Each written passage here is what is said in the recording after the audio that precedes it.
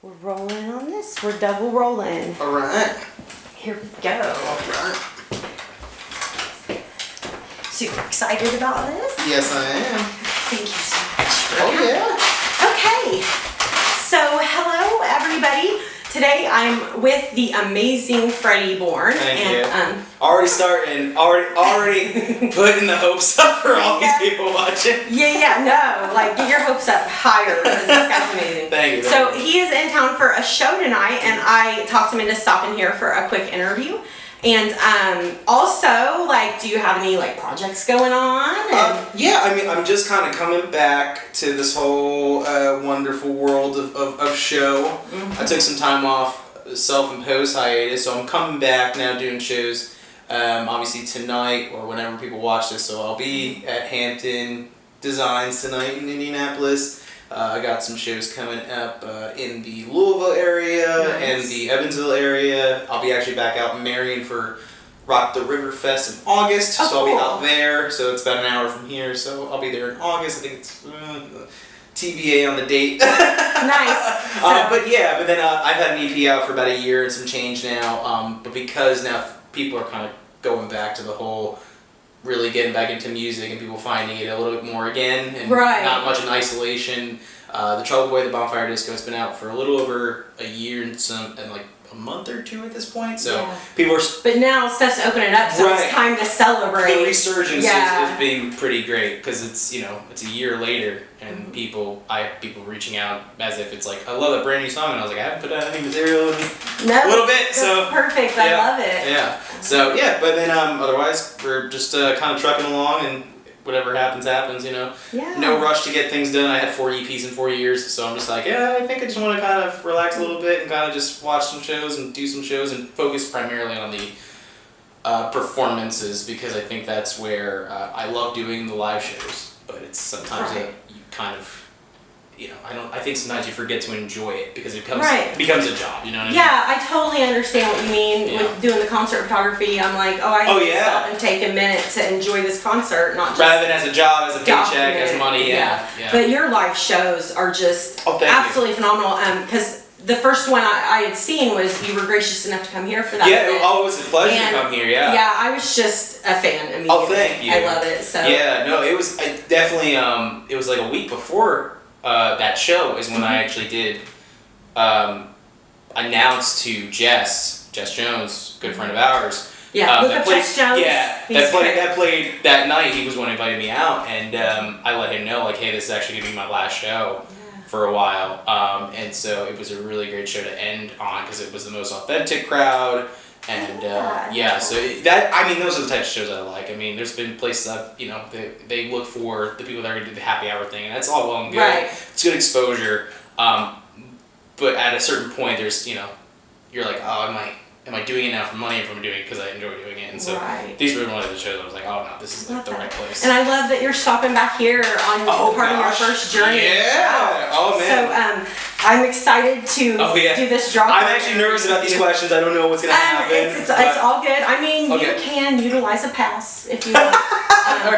And I didn't say this, but I can cut stuff out. But you guys can hear that, But I'll answer everything honestly. Yeah. So we're just gonna draw 3 at a time until our time runs out, and I think it'll work out good. You want to do a shuffle? I don't know how to shuffle, actually. I don't know how. These are really awkward, too. I'm like, here, do you want to do this? Because I don't like it. I worked as an autism therapist, and I had a patient that did a lot of card games, and they would ask for a shuffle, and I just was like, I don't know how.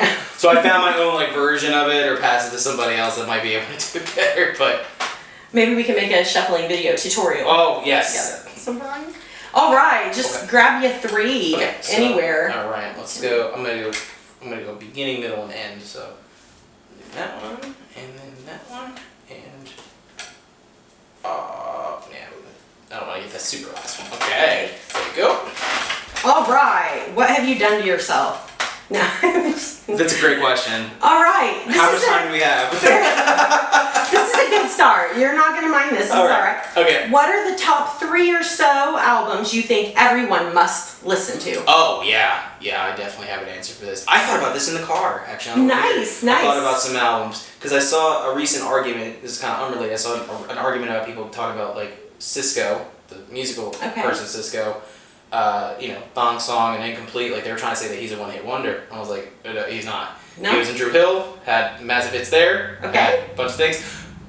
Drew Hill would not be, or Cisco would not be in my top 3 albums. But I was thinking about I would get into an argument with somebody and talk about this type of stuff. So my top 3 albums, because I have a top 10 list, but I would say my crucial 3 would be Jamiroquai's Traveling Without Moving.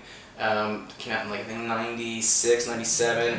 And that's like, they're from the UK. They're really big. It's the song Canned Heat, which is the song Napoleon Dynamite dances to in the temple. So that's the band. Right on. So they have it was a great album, Traveling Without Moving. It was, I think at that point, like one of the biggest albums for the jazz fusion, not jazz fusion, but it was like kind of the neo jazz thing going on, acid jazz, I think that was kind of like one of the big turning points for that type of music. So Jamiroquai's Traveling Without Moving, the New Radicals, which is Maybe You've Been Brainwashed Too, known for You Get What You Give, was really big. They were a one-hit wonder.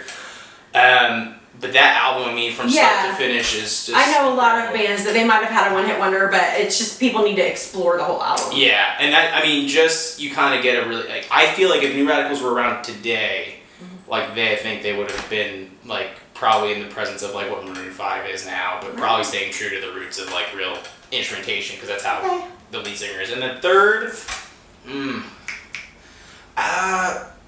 there's I've listened to a couple records from different countries and stuff like that, and I actually have I do music reviews for a publication called News for You, which is in Evansville area. Yeah, I've seen you post it. I like that a lot. Thank you. Yeah, and I do music reviews. I don't really post much of those because I am kind of using a lot of these people that are either doing debut albums or kind of or people that I'm really familiar with.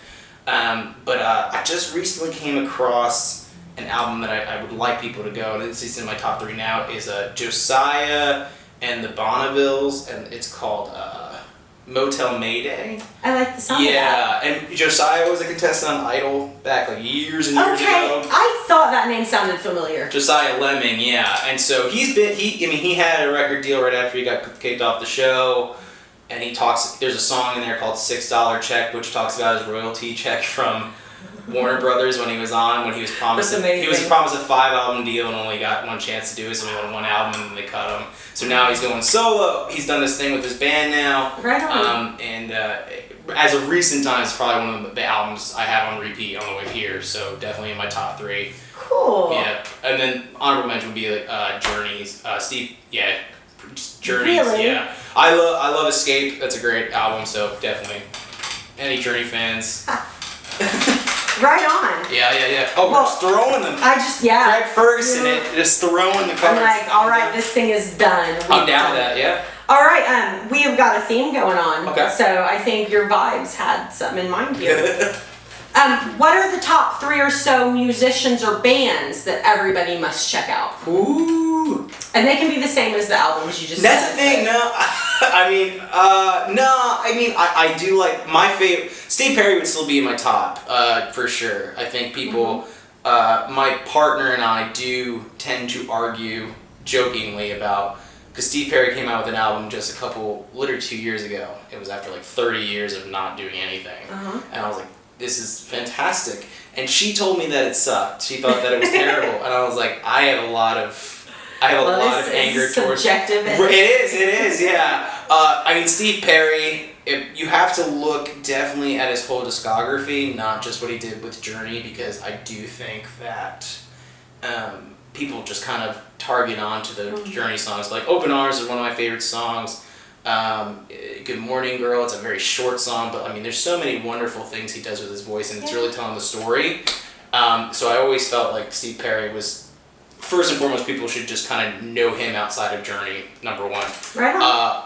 second would be a big idol of mine would be Richard Marx. I love Richard Marx too. I do. Richard Marx, I would say he was kind of the... When I heard you cover Richard Marx, I was just like, I am your number one fan. Yeah. I do love Richard Marx. I mean, he's been... I'm going to have to tack that video. I think I might have to tack that video on. Oh, that's beautiful. I love Richard Marx. He's still...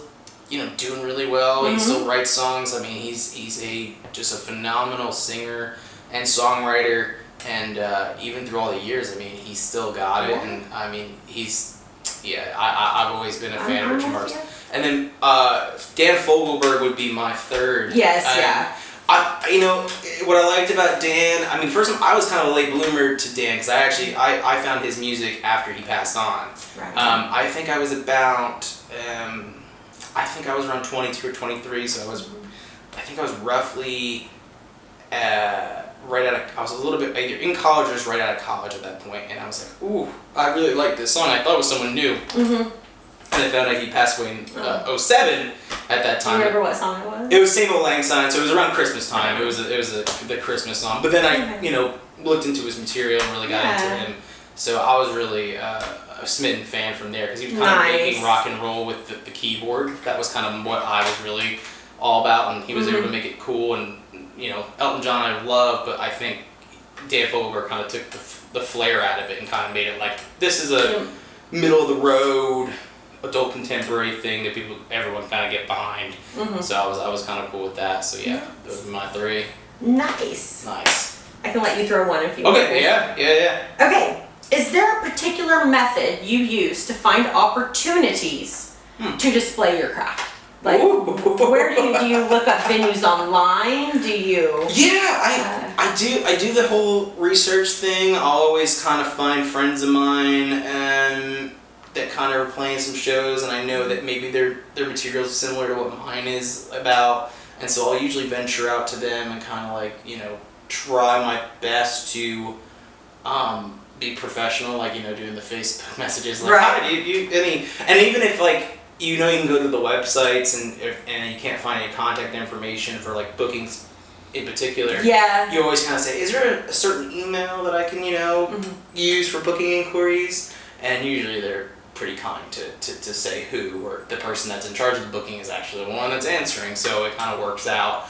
I mean, for me, I think a lot of it comes to the when you talk about doing your craft. I think the big thing about the promoting your craft is something that I feel like we all tend to struggle with, because because I think we just kind of overuse the same techniques, Facebook events, and just a status online, and so and then everything gets saturated. Exactly, and that's, for me, I've kind of made a lot of these parody things to mimic and kind of make fun of because I think the whole idea of trying to get people to come to your show, you're basically almost begging people to say, please like me. Yeah, no, I feel you. And I think in a way, it's kind of, in a way, even though it's not desperate when we're doing it because we're just trying to promote it, at the same time, unfortunately, it does come off as like you said, it becomes saturated. You kind of get lost in the shuffle with other people. What can I do to stand out and make people check like more? But for me, when I do these promotions, like I'll find parodies of a movie or a meme that I found, and I know it's fresh enough that I can do a different take on it. Because at least at that point, I know that if people are going to come to the show, they know they're going to get. For me, it's especially solo. It's very matter of fact. Here's a guy on the keyboard and singing, and that's it. There's not really much else to it.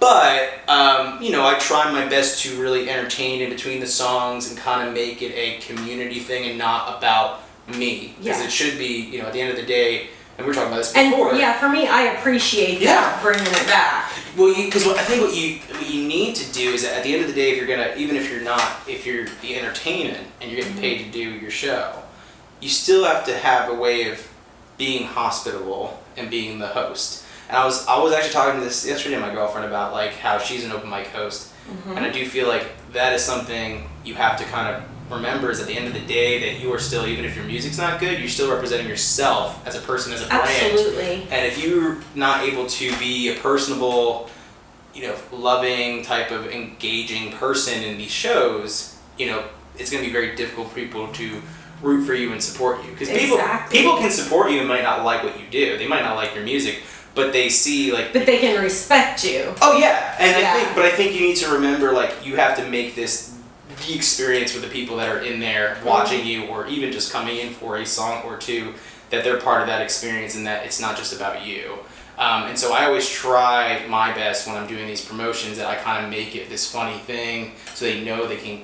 If they do come to the show, that they're going to get more than just a song and a song and dance band type thing. Right, so, absolutely. Yeah. So you make a lot of great points. But definitely, and I'll let you throw this. Okay. As whenever you're ready, like when you're done. But yeah, you make a lot of good points about promotion and finding venues and stuff, and that's excellent. Oh yeah. Okay, I think we have time for a couple more. Okay. Yeah. And we'll try for 3. We'll try for it. Oh man, that went by quick. I love it. It's because you're so easy to talk to. So we might have to cut a little. Or all good. Cut so I can restart the cameras. No worries. But no worries. Let's see. Oh, okay. Maybe not. Are you ready? Okay. This is really in depth. Uh-huh. Do you like pineapple on pizza?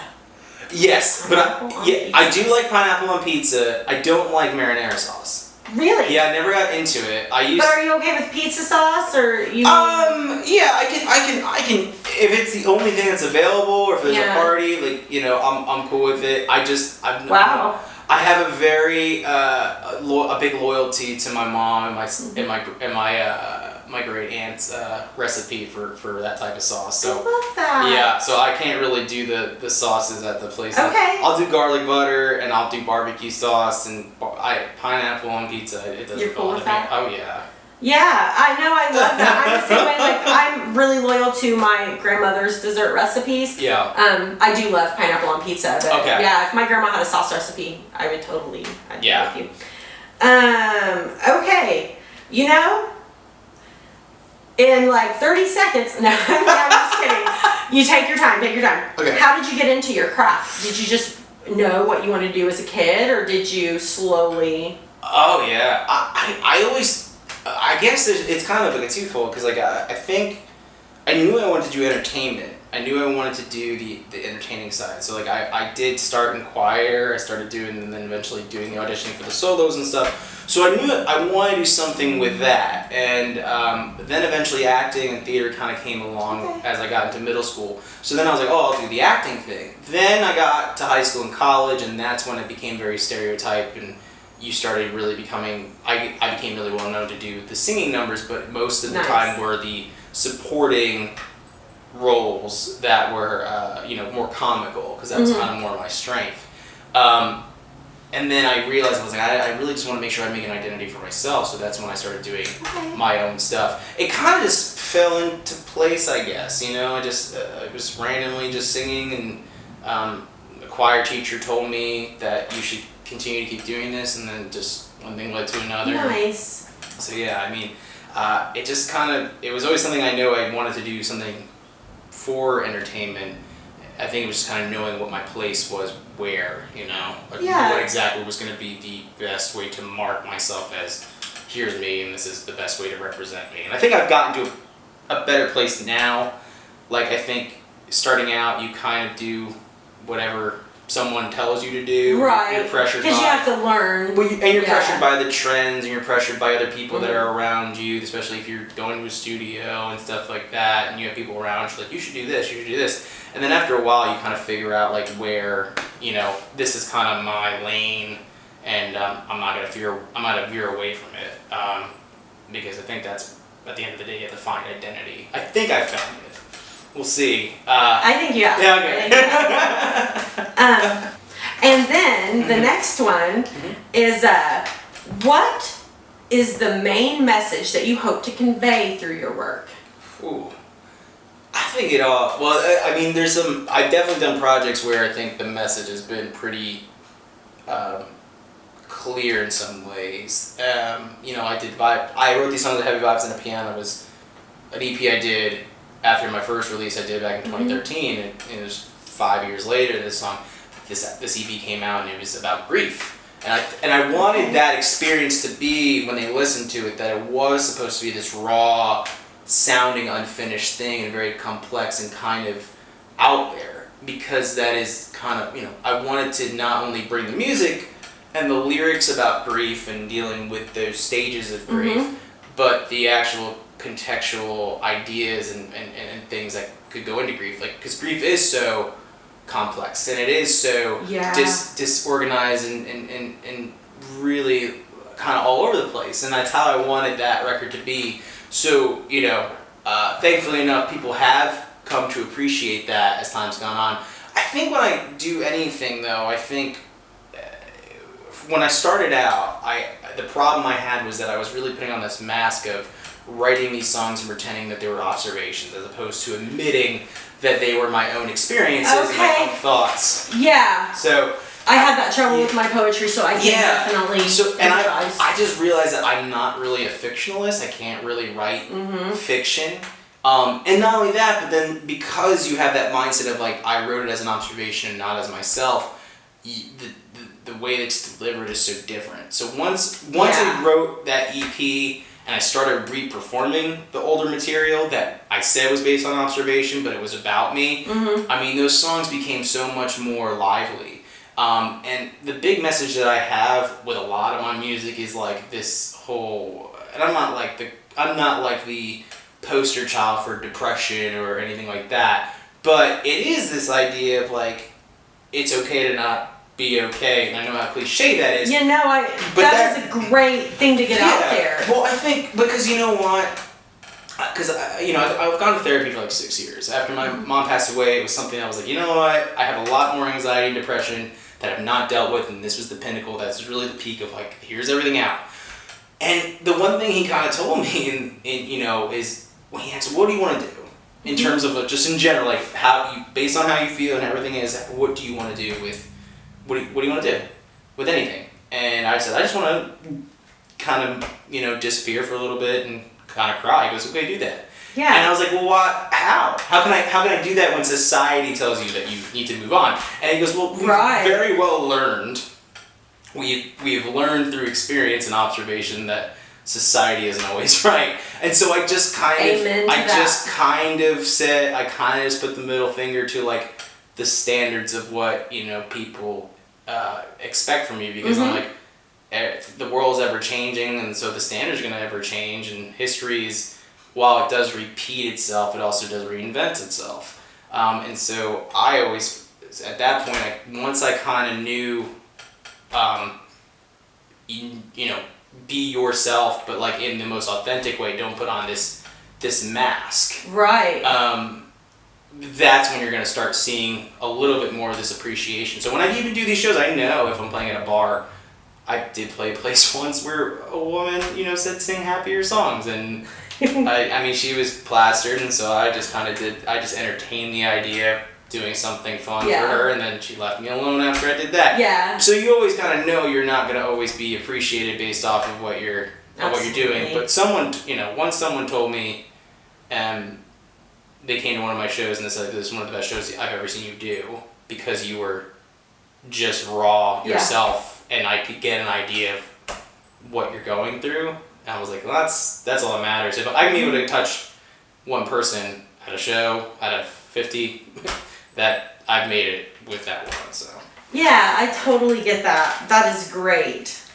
Okay, we will try to do 3 more here. Oh yeah. Because honestly, I don't mean to make you, but I really enjoy talking to you. Oh yeah, likewise. I do. Oh, I do too. And I love it as well. You have a lot of good opinions that I will share with as many people as I can. I just love it. All right. And you know what? This one's already sticking out. So there you go. What you got? All right. Okay, getting a little personal now. Are you ready for this? Don't take personal questions. You can pass. No.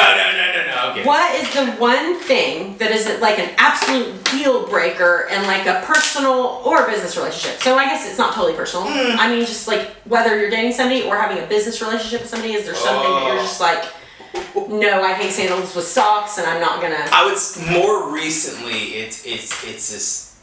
I'm guilty of it, but I'm more I'm very thorough and kind of make sure I beat to the punch. This is communication, and I know it's so cliche, but I've gone to front and back with people about like trying to contact for interviews or for jobs and stuff like that, and or even like being a freelance writer, you try to get some ideas and stuff like that, and kind of get some not press but just some information, and just people just kind of not holding themselves accountable for oh, I gotta follow up on this thing, and I know life gets busy, but that's the one thing I do admire is when someone says, hey, I'm a little busy, I can't touch base with this right now. It might be a little bit, and I've had people in my life that know that, and they will be very approachable with me. It's usually people that I don't know, and then I'm kind of like, you realize that like, especially in a business way, if there's that lack of communication on their end, it's gonna spoil that relationship in the future. It's like, how am I gonna work with you? It's really important. Yeah. And I like you said, it might be cliche, but no, I feel the same way about that.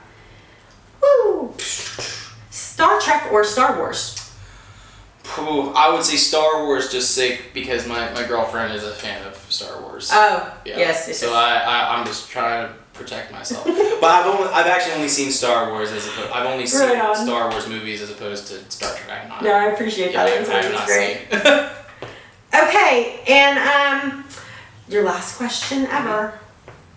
Like of all time? Of all time. All right. No one is allowed to interview him after this at all. So this is like except me. National Public Library. Yeah. Unless I decide to interview you again. Okay. Then you'll get more questions. All right.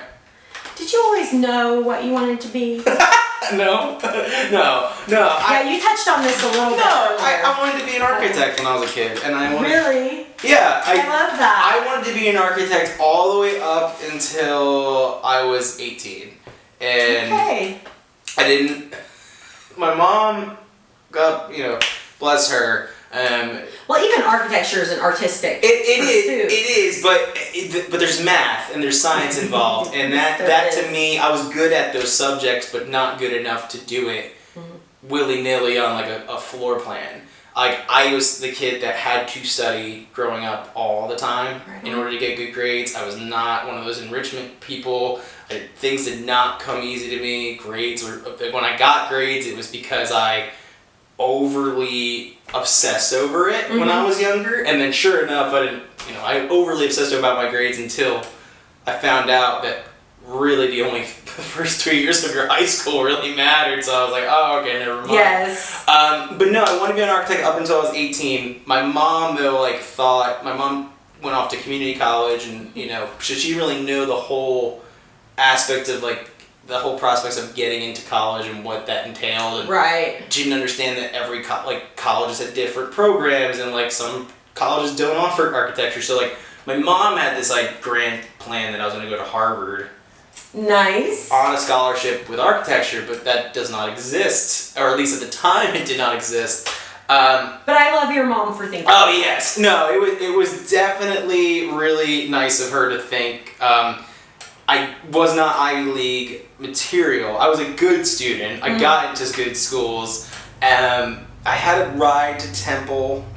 I had a $10,000 scholarship to Temple to do architecture. Nice. But it was once I got on the phone with the I think it was the secretary at Temple, and they had a great program. I really would have wanted to win. And I don't know if this woman's here, because this is almost, you're talking 7-8 years ago at this point. She was on the phone with me, and she was like, I'm going to stop you. It was about 15 minutes in the conversation. I'm asking about the program. Yeah. Basically doing a pre-interview type thing on my own accord. She goes, I'm going to stop you. She goes, I think that you're I don't know your work. I've never seen it, but I can imagine that you probably do good work. She goes, I don't think this program is the right fit for you.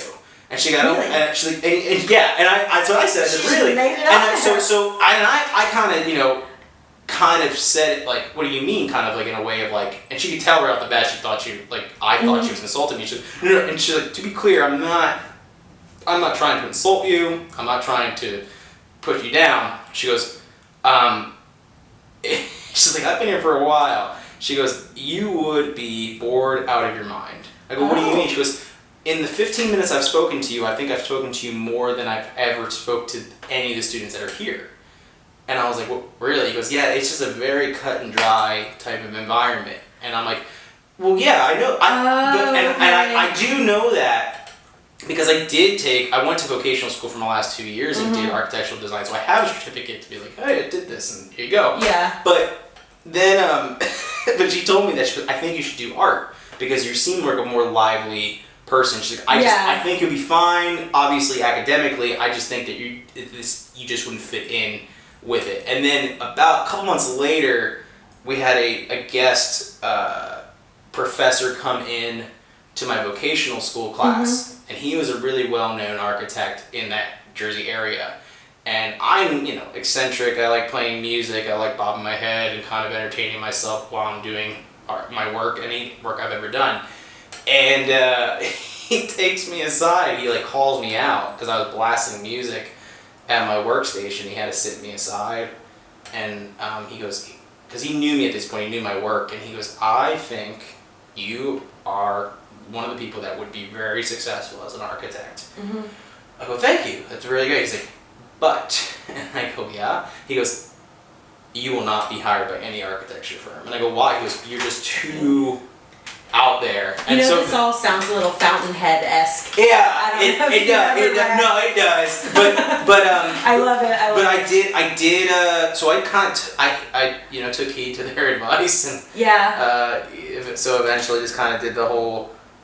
I knew I wanted. I think the whole idea of being an entertainer was just kind of like, I can't do that as a career. And then sure enough, I started seeing people doing it. But yeah, you can. But then I've been able to, I've been able to have some, granted not the wealth of people that are super successful, but being able to be successful on my own terms and having records and stuff. And, people talk about like, oh, well, you have a lot of songs out there. I had a song that charted in the Netherlands, so they think that, people think I'm financially well off. And I'm like, right. If that's the case, you want to check out both my checking accounts because I have no money left. I understand. And so, I love it. I appreciate that story, and because I've had people in my life that, when I went, I'm like, I want to be a concert photographer. Yeah.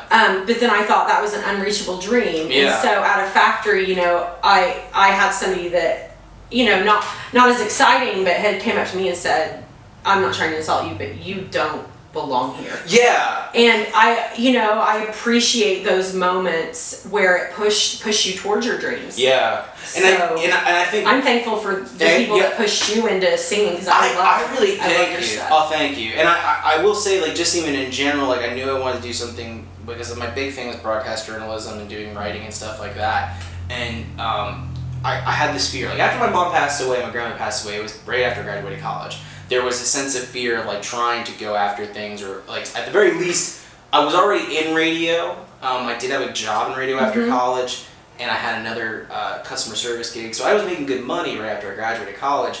But the fear of losing something else or not being good at something else, I was not prepared for that. And so when after 2 years, after a month and a half doing that, I moved back home and then worked as a janitor for 2 years. Went back to school to get a master's degree in something that I thought was more safe. Having said that, though, it was because I did it because it was safe. I think, again, that fear still kind of followed.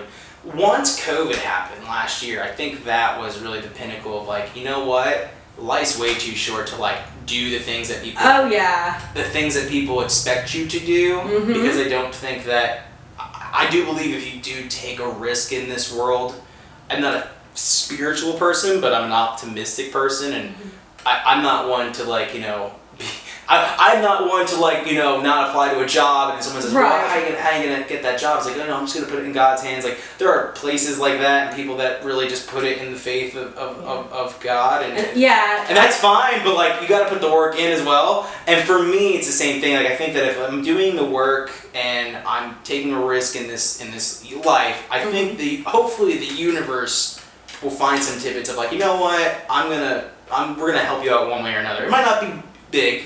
Right. It can be very small, and it might take a while. I think that's the thing. People don't realize, if I'm taking a risk right now, you're not going to get $1,000 tomorrow. Yeah, and there's not immediate payoff. Yeah, I think, I'm more of a spiritual person, but I think definitely spiritual or not, I think people can relate to that. And I know a lot of artists that were kind of in isolation during COVID that were pushed to do things. And it was sad for a lot of people, but I definitely think everything that you've come out of it with is just Thank excellent. you. Yeah, I try. I try to keep everything as optimistic as I can. I mean, my partner can tell you very upfront, like, I have really bad days. I have really, Don't we all, man? Yeah, I think it's hard because you don't want to hide it because then it makes it worse because then you bug it down inside and then eventually it's going to burst out and then something's going to trigger it and you're like, I'm not even mad about this. I'm mad about all these other things and this is the thing that was like, this is the hill I'm going to die on today. I don't know why this is the hill I'm going to die on today, but here we are. Right. So yeah, I tried my best to kind of refrain from trying to,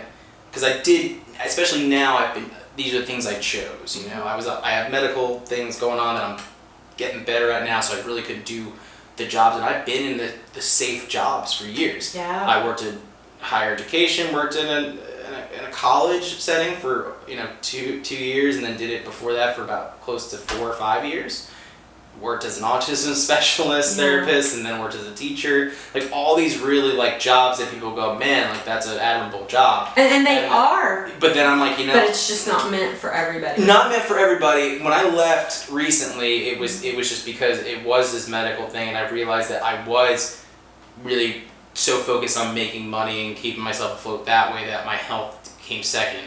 And then when I went to the doctor and like, you realize you have traces of a fatty liver, I was like, what? Yeah. And then, mind you, they told me 2 months later after I got test results and they didn't tell me. It was like I had a hospital visit for something else unrelated. Oh wow. That was fine. It was just chest pains and it was a strained muscle.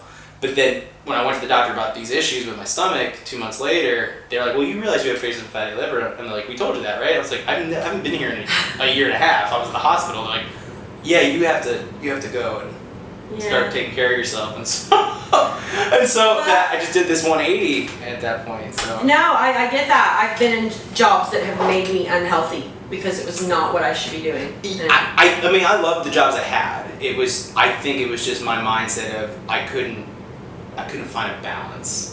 I'm slowly finding it now, but now I'm realizing that like, oh, this is the opportunity to actually go after those things that I wanted to do all those years ago, and that's the fear. It's like I'm 7 years out of broadcast journalism. I know what I'm doing to an extent, but I think it's difficult to hire someone that's 29 and go, you have a master's degree in education, so how do you even know how to work a camera anymore? Right, no, I know what you mean. So. But yeah, you're definitely on the right path. Thank you. Do you want to hurl the last? Yeah, I didn't realize I think we're definitely. Oh, yeah, we did it. Wow, just made it. Hurl. Yeah, you're hurling. I was gonna say, I'm like, we can just answer hurling the the question. card. So where can everybody find you on social media? So we got the website. It's FreddieBourne.com. Spelled the Bourne identity, Bourne supremacy way, and then IE instead of Y. But you My can still name as well. Oh yes, I just noticed that too. I just realized that. Spotify is the same thing, Freddie Bourne.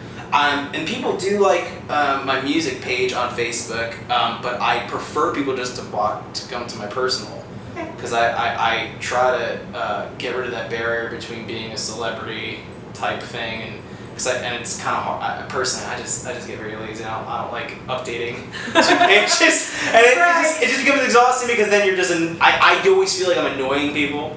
Like I always feel like I'm annoying people. They see something on my personal page and then they see it on my business page, and I'm like, oh my god. I feel the same way. So I just get very. I still do it. But I stopped doing it after years. Like I have still PTSD from when people used to message me on MySpace.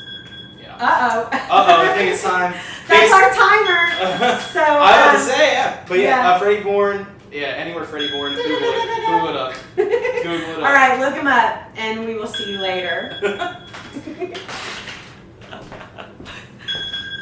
It'll be all right. Oh yeah, that'll be fun. That'll be fun. I love that. Oh yeah. You lasted longer than anybody. All right.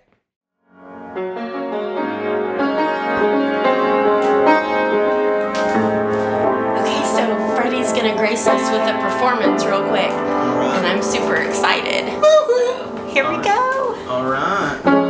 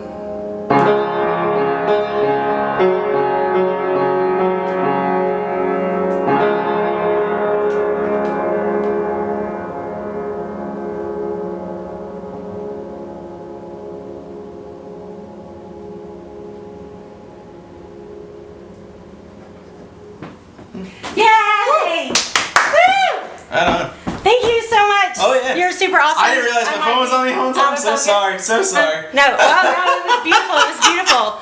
So I will tack on the social media stuff. So definitely look up Freddie. Yeah. The second you get a chance. Thank you very much. Thank you.